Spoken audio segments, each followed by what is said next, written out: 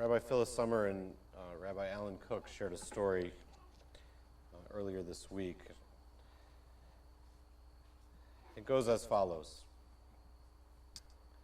Once there was a country ruled by a good-hearted king, if one could imagine such a thing.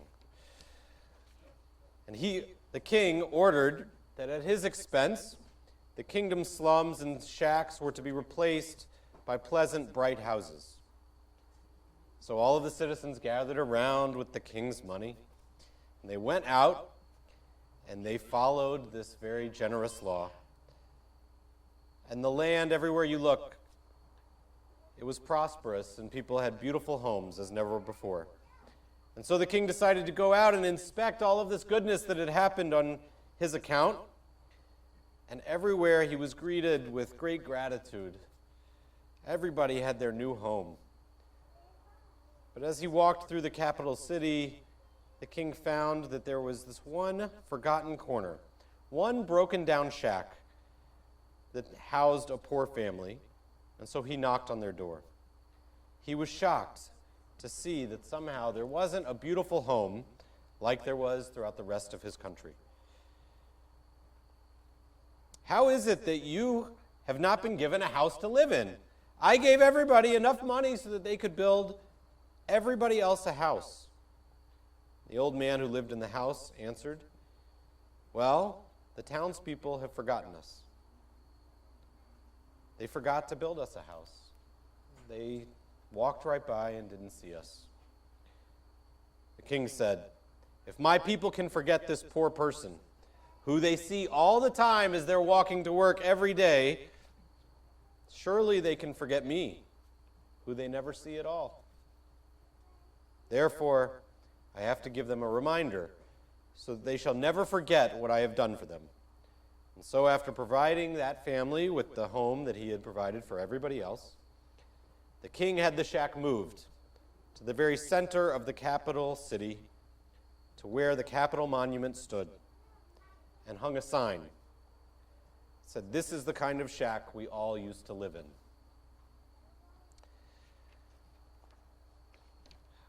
Part of Sukkot is coming together. Part of it is doing some work with our hands after we sat for hours and hours. It's about being casual when we've just been formal. It's often this direct relationship to Yom Kippur and Rosh Hashanah. Part of Sukkot is also about looking out at the world and looking at the places that we forget about too often, about remembering the fragility, about feeling the rain as it comes through the roof, because we are all used to having a roof that doesn't allow us to feel the rain. It's said about Sukkot that all year long the poor would observe people working in their fields, and that all year long they would see the blessings that these other Jews would get from their activities, while the poor would have nothing to take home into their houses.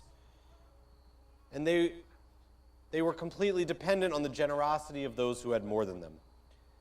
And then the holiday season would come, and the poor person would have nothing to celebrate Rosh Hashanah and Yom Kippur. No white tablecloth, no money to provide food for the great holidays.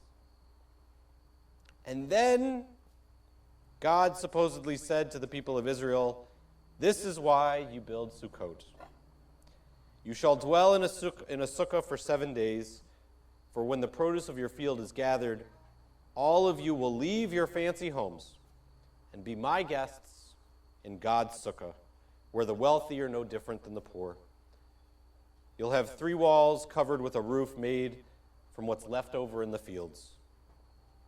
This is the sukkah of every Jew, whether they are rich or whether they are poor." And so Sukkot is here to humble us, to remind us that we're all the same, and yet to remind us that some of us experience the world quite differently. On October 2nd and 3rd, our congregation is doing, because everything has to be different this year, Mitzvah Day, which usually is in the spring or even summer, is now in the fall. And so here we are. We're going to wrap up Sukkot, and the next thing we're going to do is Mitzvah Day. It's a perfect opportunity to get out and see how we can help those who perhaps don't live the way we do. The Ronald McDonald House, the Akron Food Bank, there's a whole list. There's an email you should have gotten in the last couple days to sign up for the projects. And secondly, right after Mitzvah Day, the Religious Action Center of Ohio, a social justice conglomerate of all the Reform congregations, has decided to take on an issue that is currently before the Ohio State Legislature, which is, believe it or not, I know we don't say this often, a bipartisan issue to rewrite the death penalty laws in the state of Ohio. And so Reform congregations across the state are engaging in this. October 7th, there's going to be an informative meeting about how we're going to do that. If you want to be involved in that, send me an email.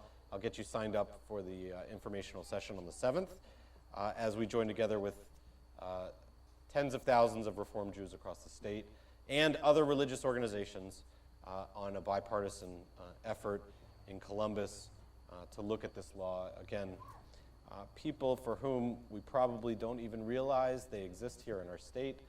It's time to pay attention. It's that season, and I hope we can all do that a little bit during Sukkot and in the days after.